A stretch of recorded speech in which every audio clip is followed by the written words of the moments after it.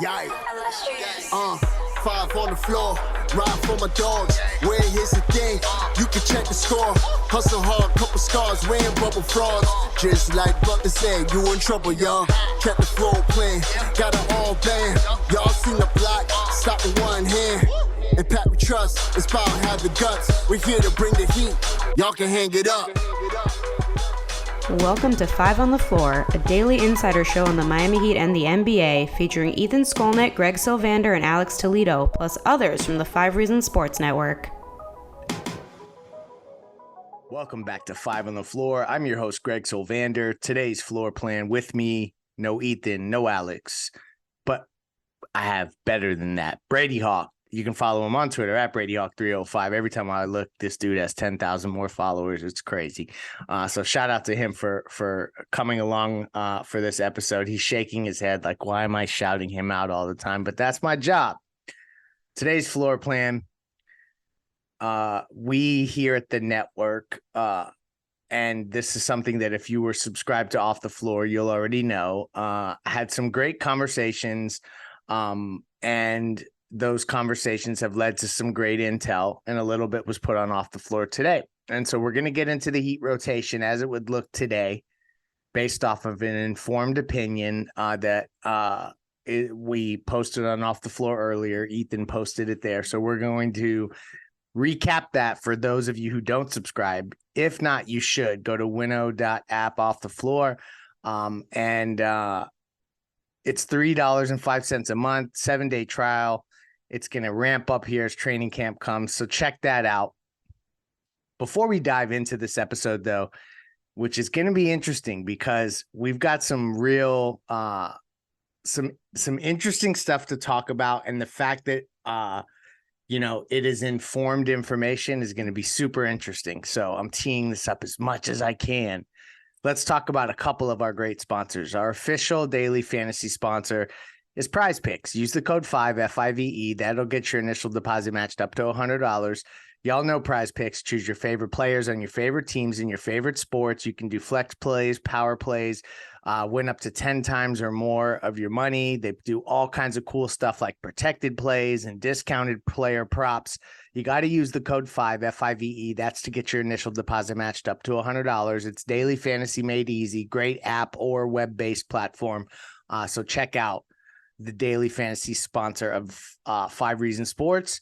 And then we have our gambling sponsor, and that's Better Edge. And people always are asking us, like, what's different about Better Edge, right? So just quickly to give you guys an idea, it's a social betting marketplace. Users buy and sell betting positions without a VIG. So instead of like a traditional sports book where the book sets the price, accepts your bet, takes fees, and pays out winnings, Better Edge Marketplace will connect users on the opposite sides of bets that you've set at your prices. So you find the value that you are looking for. Use the code 5RSN. That'll get you $20 to play right now. Right now, I'm in the midst of playing all kinds of fun college football, NFL, NBA will be kicking in here shortly. So use the code 5RSN for $20 there. Those are our sponsors. And now we have today's episode. All right. So back to this episode where we're going to talk a little bit about Miami's rotation as it stands today. So this is not a Dame-centric episode. Sorry, folks. Brady and I are going to talk about if the season started with the rotation and the roster as it is today, what that might look like. So I'm going to start by a post that was posted on Off the Floor, our subscription feed, by Ethan. And it says, "This was proposed to me today by an insider as a very possible Heat rotation if Dame Lillard is not here by training camp. Starters: Bam Adebayo, Jimmy Butler, Kevin Love, Josh Richardson, and Tyler Hero. The core bench pieces would be Kyle Lowry, who would be finishing games, not starting them, Caleb Martin, Duncan Robinson. Competing for the backup big spot, you're looking at Thomas Bryant with Orlando Robinson, maybe pushing him. And then you have competing for that 10th man kind of final end of the rotation. You have Jovic, you have Jaquez, you have Haywood Highsmith.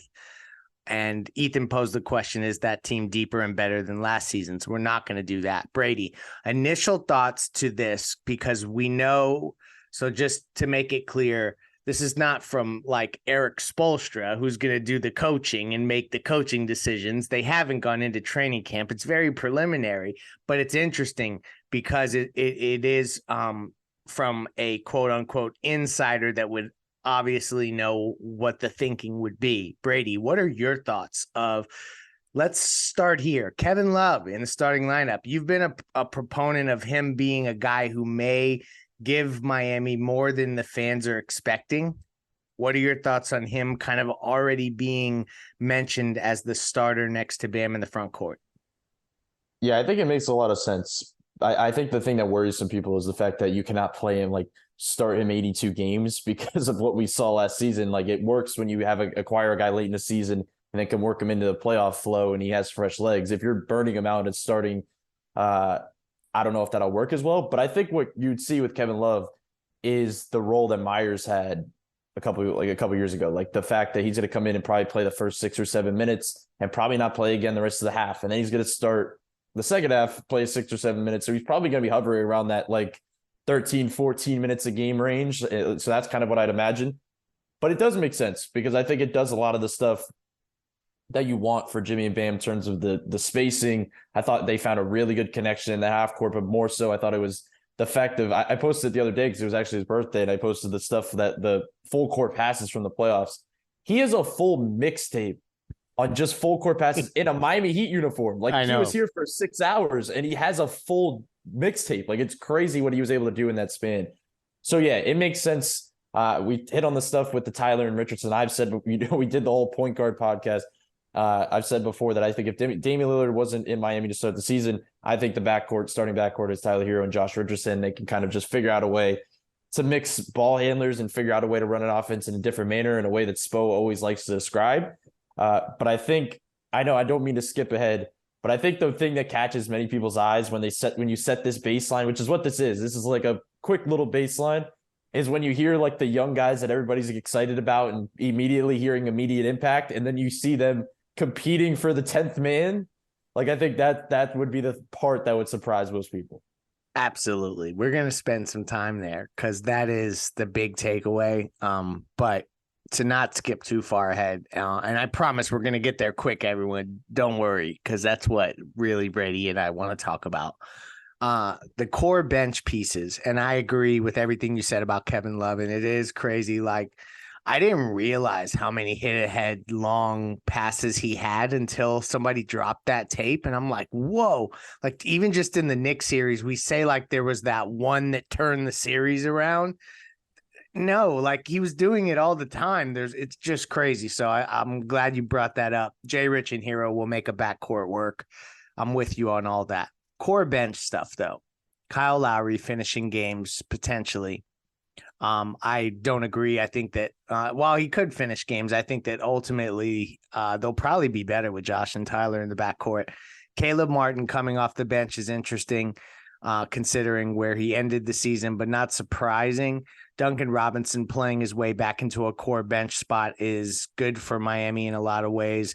And I think this is interesting. Ethan said to compete for the backup big spot, you have Thomas Bryant, who's a shoo-in, Orlando Robinson, who, technically they could, he's not out of the woods yet in terms of his guarantee, but it looks like they're going to guarantee his contract.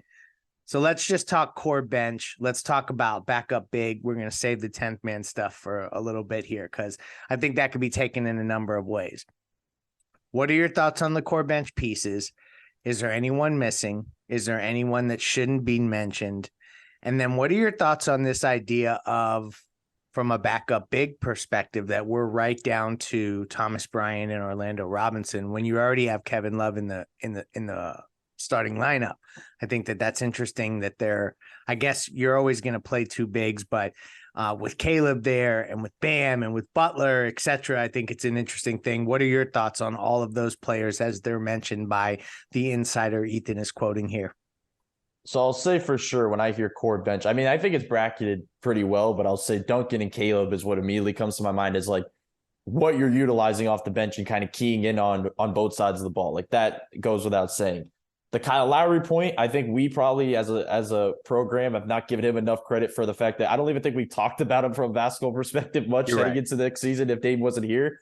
And I think he's a fine backup point guard for this team. I think he could do a lot of the stuff distributing wise and get these guys in their spots. He could do stuff maybe in a limited role to kind of do stuff as a pull-up shooter. Like there's certain stuff they could do there.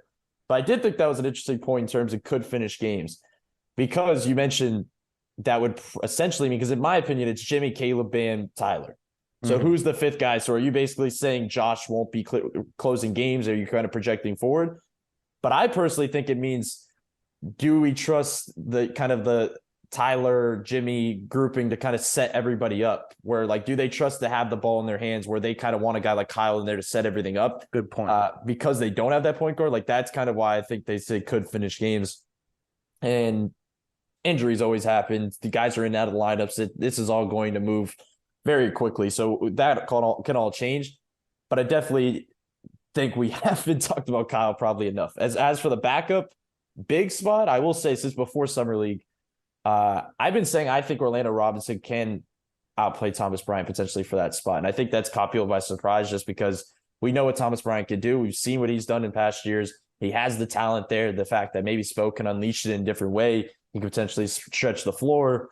He has a little bit more to his game offensively than we've seen with a lot of Miami's bigs in the past that they've picked up. But I think they really do like Orlando Robinson. Like even hearing the fact like them throwing him in the potential core 9 is like credit enough. Like that's the credit. And he's been working out, I know, with Bam a ton this offseason. Been doing a lot of that type of stuff. And I know he played really well in Summer League. He stretched the floor pretty well.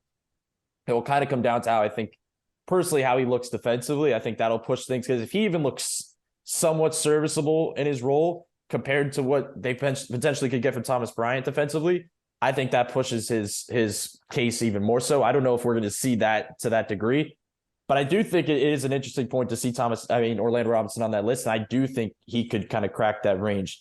But yeah, that's pretty much bracketed correctly. That's why I keep saying we've been meaning to do this rotation podcast, just because I know we said we weren't going to answer Ethan's question, but when he said, is this team deeper? This team is deeper. Like team is, we're like talking about these first 10 guys, and we haven't even got to 3 more guys. The fun ones. Yeah. And are the literal fun ones that everybody wants to see out there. So it's like, this team is 100% deep, and it is going to be, if this is the team that they're rolling out next season, Spo is going to have some real questions to deal with. And it's probably a good problem. We've talked about in the past where he doesn't have enough talent. He has a bunch of guys to kind of utilize, so we'll see how he mixes it in. But yeah, I think that was a fair evaluation to kind of see those guys as the core guys that they'll kind of build around, I guess, off the bench. Agree. And the fact that we've leaned in that direction is, that for one, it makes us feel good that we're, kind of tracking correctly to what we thought would happen there. I think that we as a show have not given Kyle Lowry enough credit. I probably lead the charge there. Ethan took credit the other night for being the one who doesn't like Kyle, but I think it's well documented that I've been frustrated by him. The other thing, and it's going to tie into what we talk about after the break here, is that we haven't mentioned anyone who's going to pop who we don't know about yet.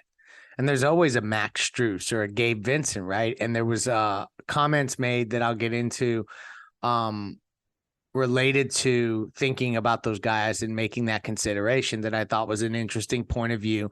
So I want to get to that. And then we're going to talk about this conceptual 10th man conversation and the guys there, because I think all of them, and there's one in particular that I think actually is going to end up playing way more than they're slotted in this theoretical rotation. Before we do that, though, do you have a water leak and you can't find where it's coming from, or you're dealing with water or mold damage in your home or business?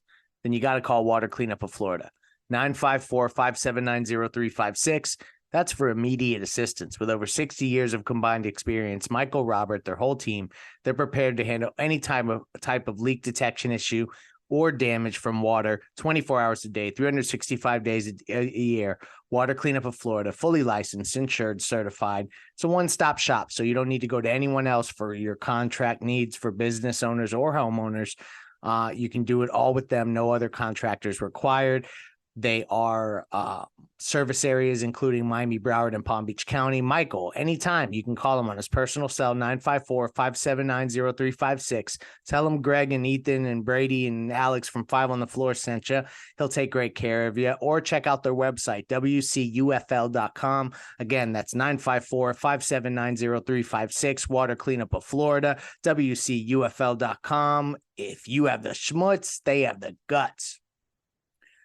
So here is the most interesting part of this whole thing. Competing for 10th man, Jovic, Jaquez, Highsmith. And we're going to talk about the guards that pop. So let me quickly do that. It was mentioned that don't sleep on one of these young point guards finding their way into a lineup, because particularly I have been very critical of the point guard room. Jamare Bouye appears to be more of the up and down player. There's good moments, there's bad moments. It was mentioned Drew Smith is considered right now to be a little bit more stable and a little bit more of a complementary piece. I think that's interesting. And a lot of Heat fans I know were maybe underwhelmed with Drew Smith's overall production throughout Summer League. I don't know if that's due to expectations, but I think it's just something to watch, that when we look at these young guards, that one of those guys is going to get a real opportunity here. But let's get to what everyone wants to talk about. We've been watching Nico Jovic, who's about to be in the championship game. We're recording this in the night before that. Jaime Jaquez is chilling with Jimmy while that's happening. Haywood Highsmith has been in the gym all summer. I think Haywood Highsmith is playing for this next team. No matter what the hell happens, I think he finds his way out onto the court. My major takeaway is this. If these guys are in the bucket of 10th, 9th man, if that's really where they're slotted in, and I know that this is not the coaches, and there's a lot of basketball to be played and training camps to be done and preseasons and all of that stuff. So I get it.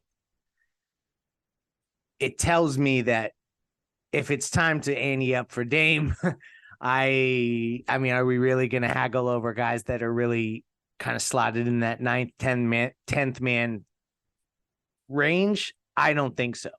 Brady, basketball-wise, though, before we get into transaction bullshit, what are your thoughts about those guys being there? Because I've thought at least one of those three would pop into that core bench area that has Lowry, Robinson, and Caleb Martin were the three players kind of slotted there. What are your thoughts about no Jovic, no Jaquez, and no Haywood Highsmith? So I'll say this. I think this type of baseline is what would be presented to the team in training camp, because they'd say to yourself, Jovic, Jaquez, Highsmith, come and earn your spot. Like, show me in training camp that you can come and earn your spot. Like, are you going to really – let's just even say they were preparing for Jovic to start at the 4, let's just say hypothetically. And they're going to put Kevin Love in the competing for 10th spot. Yeah, you're right. Like, this is a total motivational thing to see which guys can push through and kind of get to that next level, in my opinion, personally. But to your point as well, when we're talking about from a basketball perspective, let's just go back to the core bench for a second. Kyle Lowry, Duncan Robinson, Caleb Martin, and let's just say Thomas Bryant. Excluding Caleb Martin, that is a lot of rough defensive pieces to kind of throw out there in a 4-man unit. So if you're talking about competing for the 10th man, and I don't know which way, honestly, you were leaning in terms of a guy that's going to get the most minutes, Haywood Highsmith makes the most sense to me there. And that may sound crazy because I think a lot of people are excited, including me, to see Jaime Jaquez and Jovic at the next level. But I think in terms of like a regular basis competing for 10th man minutes, when Spo is looking down his bench in a game where it's getting down to the crunch time and he needs a guy to throw into that lineup, I think he's picking up Haywood Highsmith to throw in there to kind of give them some good minutes. Like, that's just which way he's going to lean. So I think this is going to be game dependent. I think it's going to be personnel dependent. But yeah, I really do believe, aside from the basketball stuff, that this is kind of that thing where kind of push them to that next level to see what they can do. But last thing I'll say is that this also feels like, if this was the layout, Jovic and Jaquez feel like insurance for Jovic feels insurance for Kevin Love. Like I said to start this thing, Kevin Love is not playing 82 games. He's not playing close to 82 games. Jovic is going to start games this season. No doubt about that. He is going to start games at the 4. Is he going to start most of the games? No, I don't think so. But he's going to start games. Jaime Jaquez is behind Jimmy Butler and Caleb Martin. Is Jimmy Butler playing 82 games? Nope. Absolutely not. Is Caleb Martin? I hope so, but we highly doubt that that's going to happen. So they're going to get big opportunities. So I think that's why they're in that 10-man range, because those are the molds of the players that are in front of them and they're going to jump in. But I would say, to kind of get back to that point, was Haywood Highsmith should probably, in my opinion, get bumped up a slot just because of the fact that Spo is going to lean on him, because this team needs players like Haywood Highsmith to kind of play that specific role. You just took every word directly out of my mouth. There's absolutely no way Haywood Highsmith does not play a big role on this team because of the fact that they need all the defensive juice, all the switch heavy stuff that Haywood Highsmith can do without having to think about it, just because athletically he can do that because he's long enough and strong enough, etc. Like I don't see any way that he is not a regular member of the rotation. And so like, I think you're right. It is a great mode. I hadn't thought about it that way, that it's like, yo, okay, one of y'all go earn that. Like, that's like throwing the ball under the table with Rodney Magruder and saying, go get it, or whatever that story was. They kind of are doing that. I like that. That aspect of it. They're all going to get their shots. That's another smart thing that you said, because Lowry, he's not going to play a full season. None of these guys are. Like, that's kind of, I guess, what more fans need to start embracing, is that everyone's going to get to eat some innings throughout a regular season, because no one's going to play the full regular season. It's just not a thing anymore. So everyone will get a shot. But ultimately, I also want to express to Heat fans, when we talk about trade packages, and I'm only going here for a moment, think about the fact that we're talking about getting Damian Lillard, and in the packages that we've talked about, one of the starters and the rest are like in the 10th man group of this roster are the guys that you're talking about for getting Damian Lillard. And so just keep things in perspective. If this ever does get done and you end up having to send out an extra young player or an extra few picks, although I think the Heat are in good position not to, just keep that in perspective as we do this exercise. And you see that the top level players in the starting five are still around, Jimmy and Bam specifically. Final thoughts, other than Haywood Highsmith popping up into that core group with Jimmy hanging out with Jaime recently, Jovic finishing up there, I guess I'll say, who should fans expect gets the call first to start the season out of the two to even get the opportunity to earn minutes? Do you think either of them start the season getting a look, or are they both kind of out of the picture? And Haywood Highsmith, because he's just ahead of in the program, for instance, he's got that edge. Where do you stand on where they'll start the season specifically, not end the season? I think we have different thoughts probably where that'll go, but to start, where do you see it? I think it would lean Jovic, not only because of the program, but I think they have Jaime Hawk as types on this roster where they don't have Jovic types. And in a scenario that I mentioned before, as much as it sounds cliche to say the point Jovic stuff, like, I think they're going to get to a point where when you don't have a point guard other than Kyle Lowry, and you only other playmakers are your best players, like literally your top three players are your other three best playmakers, like you're going to have to lean on somebody to get you going. And it doesn't even have to be half court. It could be like Kevin Love hit ahead passes. It could be Jovic secondary just stuff. Yep. Yeah. Pushing the break, Jovic playing off different sets. Like, there's different stuff that they could do. I just think Jovic on paper makes the most sense for that reason. Whereas Hawkes, they could throw in there, and Caleb's that guy that could play his type of role. Highsmith, to a certain degree, could kind of play in that corner spot up type of role if he's hitting. And then obviously the guy that he's molded it most out of is Jimmy. So they just have guys that I think they can play in front of him where they could kind of get by. And that's not to disparage him. Like, I think Jaime could actually, I've said before, I think that if he gets a kind of a decent stint, I think he could surprise people with his jumper. I think that's going to be the big thing that surprises some people. And he seems like a guy that once he gets out there would be a real Spo guy, like he does. And we say that, I guess, about a couple people that rolls through Miami, just because Miami picks players that are Spo guys. You're right. But he really is a guy that I think he would really like to utilize once he got to see him a little bit more. But to answer your question, I do think it would be Jovic first early in the season, and it could change throughout the season depending on what they need.